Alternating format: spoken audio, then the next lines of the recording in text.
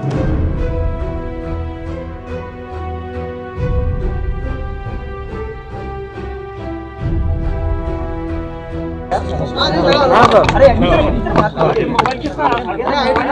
भाषण तो हो गया आपका। शौचालय में 6 लोगों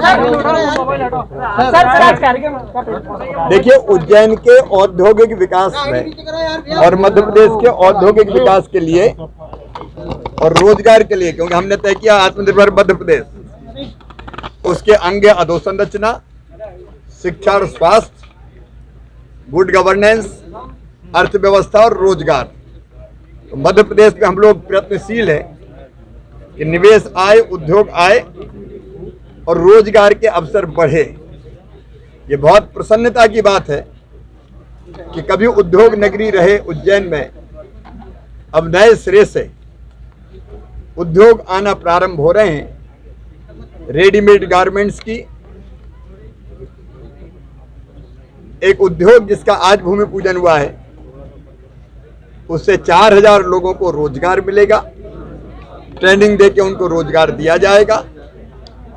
लेकिन एक नहीं, ऐसे अनेकों उद्योग जिसका मैंने जिक्र किया है वह भी लाइन में है। उज्जैन हो या प्रदेश के बाकी हिस्से हो, हम सब में प्रयत्नरत हैं कि रोजगार के अवसरों का सृजन करके रोजगार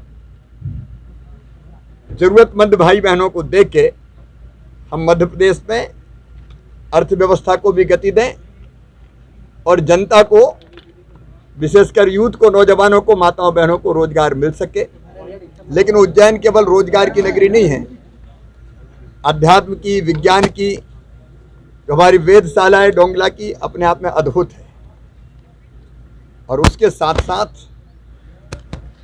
भविष्य की तैयारियां, आध्यात्मिक दृष्टि से उज्जैन का विकास चल ही रहा है, लेकिन भविष्य की तैयारी कोरोना की तीसरी लहर से निपटने के लिए, उसके लिए जो आवश्यक व्यवस्थाएं हैं वो भी सब पूरी क्षमता से खड़ी की गई है। विस्तार में जाने की आवश्यकता नहीं, मैंने सब अपने भाषण में कहा। आपने बहुत महत्वपूर्ण घोषणा धन्यवाद मेडिकल की है, उसी के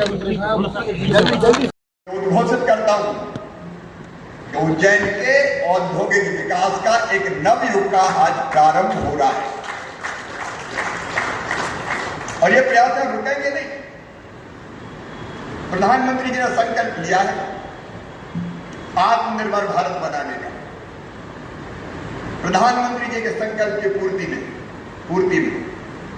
इस टीम ने तय किया आत्मनिर्भर मध्य प्रदेश के निर्माण का। और ये केवल नारा नहीं है, चाहे अधोसंरचना का विकास हो, महाकाल महाराज की कृपा से आपने देखा होगा बेगमपुरा वाले इलाके को एक नई नव सृष्टि का वहां निर्माण होने वाला है। रिलीजियस टूरिज्म बढ़ेगा, धार्मिक पर्यटन। महाकाल बाबा की नगरी को भी और महाकाल बाबा के मंदिर के प्रांगण को भी एक नव स्वरूप प्रदान किया जाएगा। हम अधोसंरचना का विकास भी करेंगे, आज इस पर मैं विस्तार से नहीं बोल रहा। शिक्षा में, स्वास्थ्य में हमने नया रोड मैप बनाया। गुड गवर्नेंस में नए आयाम छुएंगे। लेकिन सबसे बड़ी जरूरत इस कोरोना काल में लोगों के काम धंधे छिप गए, रोजी रोटी प्रभावित हुई। भूखे भजन ना होए गोपाला, धर लो अपनी कंठी माला। उसे आत्मनिर्भर मध्य प्रदेश बनाना है तो सबसे बड़ी जरूरत है रोजगार के अवसरों की व्यवस्था। और इस एक इन्वेस्टमेंट से ये एक फैक्ट्री उज्जैन और आसपास के इलाके में 4000 लोगों को, जिसमें बहनें होंगी अधिकतर, रोजगार देगी। 4000। और राजकुमार जी, मैं आपको, आपके प्रयासों को एप्रिशिएट करता हूं। तत्काल हम ट्रेनिंग प्रारंभ करने वाले हैं। ये ऐसा इन्वेस्टमेंट नहीं है कि 4 साल बाद आएगा। 2022 के अगस्त तक कॉमर्शियल प्रोडक्शन यहां प्रारंभ हो जाएगा। लेकिन ट्रेनिंग अभी से देना शुरू कर रहे हैं। देखिए, इन्वेस्टमेंट के पीछे सबसे प्रमुख उद्देश्य अगर हमारी सरकार का है भारतीय जनता पार्टी की सरकार का। दो उद्देश्य, रोजगार के अवसर कैसे लोगों को मिले, काम चाहिए, रोजगार चाहिए। और रोजगार तब मिलेगा जब हाथों में कौशल होगा, हुनर होगा, काम आएगा। इसलिए आपने स्किल सेंटर शुरू करने की बात कही है। हम यहीं की बहनों को 90% बहनों को रोजगार मिलेगा। हम यहीं की बेटियों को, यहीं की बहनों को ट्रेनिंग दिलवाएंगे। और मैं जानता हूं वो इतनी परिश्रमी है कि राजकुमार जी वो निराश नहीं करेंगे। वो रोजगार भी प्राप्त करेंगे, लेकिन पूरी कर्तव्य निष्ठा के साथ काम को अंजाम भी देंगे। 4000 तो डायरेक्ट रोजगार, लेकिन इनडायरेक्ट कितना इससे पैदा होता है। जब इंडस्ट्री लगेगी, लोग आएंगे जाएंगे, यहां जो गारमेंट्स का प्रोडक्शन होगा वो विदेशों में निर्यात होगा, एक्सपोर्ट होगा, तो विदेशी मुद्रा भी आएगी। लेकिन किसी की होटल चलेगी, किसी की गाड़ी चलेगी, किसी का कोई और काम धंधा चलेगा।